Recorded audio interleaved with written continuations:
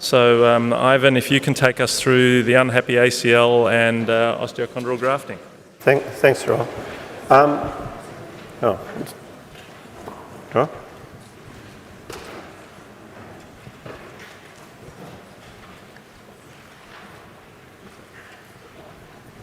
Yeah, good morning. Thanks for coming. I was going through my talk last night and I was horrified with the number of spelling mistakes that were in it, so my apologies. I blame a combination of fat fingers and overzealous spell check in the New Zealand public school system. So, first we'll talk about the unhappy ACL, and we've all seen them. The standard description of ACL reconstructions, they're highly successful surgery for restoring stability and return to pre-injury levels of sporting activity. Or are they? When you look at large studies looking at professional athletes, the results aren't actually all that good. Curie et al. Looking at professional NFL players found only that 21% didn't return to sport, and those that did were significantly compromised compared to their pre-injury performance. Shah et al. In a similar population group found that only 63% returned to playing. Now the median, or the average wage in the NFL is $2 million a year, so these guys have got every incentive in the world to getting back in sport, and a significant proportion don't.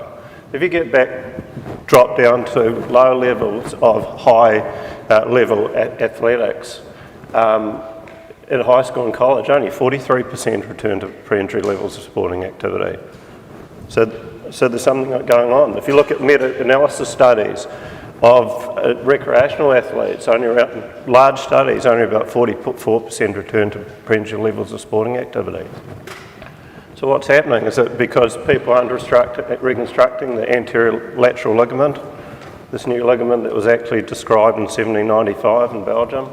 Is it to do with tunnel placement, graft choice or fixation, the use or non-use of synthetics, accelerated delayed rehab, single versus double bundle, varus knees? This is what you'll hear about if you go to talks about ACLs. Do any of these things make much difference? 90% of those patients who didn't return to pre-injury sporting activities had a stable knee with both objective and clinical measurements. So what's going on with this patient group? It has become clear that psychology is a major factor for recovering from ACL reconstructions in particular and injuries in general. And if you look at the ACL group in particular, people with ACL tears have rates of depression 7 times higher than control groups, and the mood disturbance persists greater than 6 months post-injury. In fact, the rate of depression in ACL patients is higher than those with significant concussion injuries. It's also higher in athletes, and you get more extreme mood disturbances in adolescents. When you look at components of people's personalities or psychological profile which contribute to this, it seems that self-efficacy is a big factor, and that is a belief in oneself to achieve and execute actions and results. So if you've got a high level of self-efficacy, you have a lot higher chance of returning to pre-injury levels of sporting activity. And there's two determinants of self-efficacy post-trauma or post-ACL reconstruction. And those patients reported symptoms, pain, stiffness, both post-injury, post-surgery, and also another psychological concept called Locus of Control. And that's a person's belief in their between actions and outcomes. If people have got an internal locus of control, they feel that their outcome is determined by their own actions, they'll have a lot higher success rate in recovering from surgery and injury. If the patient has an external locus of control, so they need or believe that other people's actions have a very positive effect on their outcome, they actually do more poorly. And these are people that physiotherapists love, because they become dependent on you. They're always coming back, it's not all right, got to see my physiotherapist. And you see this very commonly in workers' compensation patients, and it's the same to a lesser degree with surgeons. And those who believe their locus of control is totally determined by chance. So high internal locus of control correlates with high subjective knee scores, return to physical function, return to sport. Another concept is athletic identity, and this is fluid, and that determines how much of a person's self-image is identified with the athletic role. And this is severely affected by ACL injuries in particular, and it tends to decline over a long period of time as a patient gets out of the routine of sport and thinks of themselves less and less as an athlete. And quite interesting is the most significant decrease in athletic identity occurs between 6 to 12 months post-ACL reconstruction. And that's about the time when the people should be thinking about going back to sport. And I think it's because they've got a massive loss of confidence in their knee. And there are some certain things about ACL tears in particular that predispose you to this.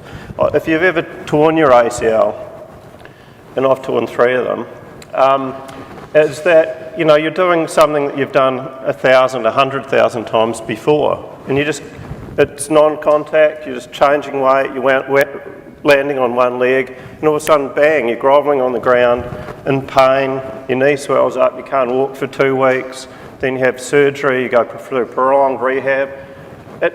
So the consequence of an ACL injury for doing something pretty innocuous has a profound psychological effect. And then you go and tear it again, and it's like, oh, bugger. So that leads to the development of something called Kinesiophobia, which is the fear of physical movement and activity resulting from the fear of vulnerability to injury. And this is present in about 50% of people with ACL tears, which correlates pretty well with the return to sport figures.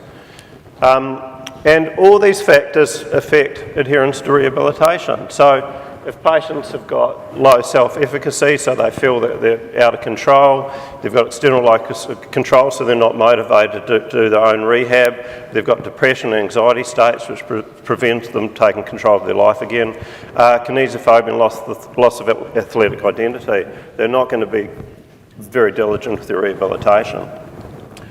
So how do we manage these patients? Unfortunately, a lot of these patients not happy with their knee, they go to another knee surgeon and get revision surgery, which is not what these people need. What they really need is a psychological reorientation. Positive self-actuation techniques, goal setting, relaxation, emotional disclosure are also shown to be beneficial. So our role as health providers is to identify these people, which are going to be a high proportion of my patients, high proportion of your patients, and refer them to the appropriate psychologists or sports psychologists to help deal with some of these issues. Okay, so now we're going to talk on about articular cartilage injuries. Articular cartilage injuries are actually, and we're talking about acute articular cartilage injuries here, they're actually quite common. The 2 ways generally we damage articular cartilage is when you put a shear force across the articular cartilage, because articular cartilage is very weak in shear, and also if you give a heavy compression force, which can lead to articular cartilage debonding from the underlying bone. Partial lesions are very common, often found incidentally on arthroscopy and usually asymptomatic. Whereas full thickness lesions can be asymptomatic, they can cause mechanical locking due to loose flaps of cartilage or actually loose bodies in the knee. They can cause pain due to overload of the underlying bone. Often patients present with recurrent effusions, and they're either diagnosed on MRI scan or sometimes serendipitously on arthroscopy. Now, articular cartilage is a highly complex structure. There's 4 main components. Chondrocytes, which is about 5% of its weight by volume. Their job is to maintain and synthesize articular cartilage, and their activity decreases with age. Articular cartilage is mostly water, about 75%. There are many types of collagen in articular cartilage, but it's predominantly type 2, and it takes about 10% of its weight by volume, and protoaminoglycans, another 10%. And its structure is highly specialised. There's 4 layers. There's a superficial layer, a middle layer, deep layer, and the calcified layer. And the various components, orientations and morphology changes through these layers. The calcified layer binds the articular cartilage to the bone. Chondrocytes in that layer are small and sparse. When you get into the middle deep layers, they become, you develop columns, they become sort of random and then flattened at the top. Same with collagen. it's orientated vertically in the deep layers, more obliquely in the middle layers, and horizontally in the superficial layers. And the glycosaminoglycans are imprisoned in this collagen matrix, creating an osmotic effect, which we'll talk about now. So the way articular cartilage works is it creates a low friction surface in several ways. One is that the superficial layer, the laminar splendens, it provides a very flat, low friction surface. There are pores in that layer which prevent the free egress of water in and out of the articular cartilage. The proteaminoglycans create a massive osmotic effect, drawing water into the articular cartilage. The pores stop it freely going out. So if you compress the articular cartilage, you have hydraulic cushioning. That's how it absorbs shock. Also, that creates a fluid film, which is lubricating. And as another role, there's phospholipids, which are highly charged molecules, and their hydrophobic end attaches to the articular cartilage, and its hydrophilic end, its tail, faces the other side of the joint. Now these are charged, so they create an effect very similar to the similar poles of batteries. So there's electric static repulsion on the articular cartilage, which shows how sophisticated and how specialised articular cartilage is. You're not going to recreate this by taking glucosamine tablets. Okay, so you're looking at surgery for articular cartilage. They fall into two categories. One is reparative and the other is restorative.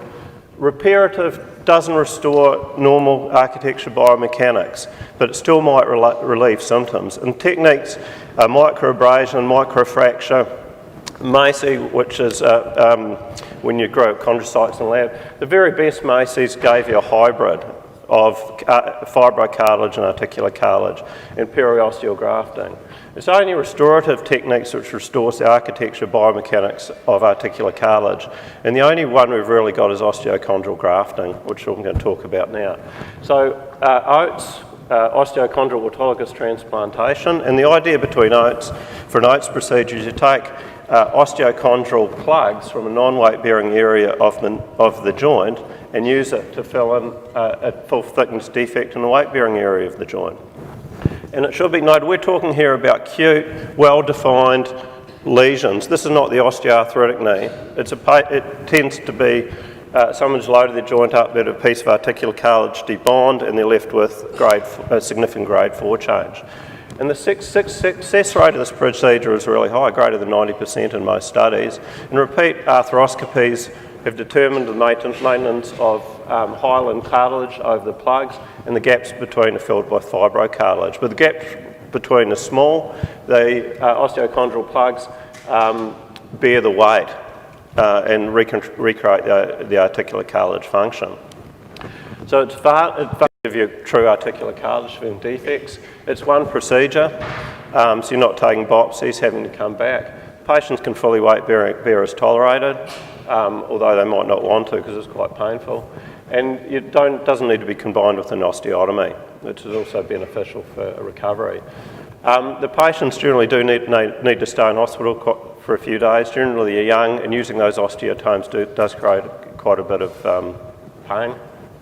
The disadvantage is there's a limit to donor tissue, so you're going to run out of donor tissue eventually, unless you're using allograft, which we can't get fresh allograft here, so that's not an option in Australia. Donor site morbidity tends to be low unless you halve them from the wrong place. It is painful, generally about 8 weeks to recover from this, and you can only treat the femur. And the reason is if you bend the knee up, you can access pretty much all components of the articular femoral surface, but you can't get to the tibia because the femur's in the way. Thank you.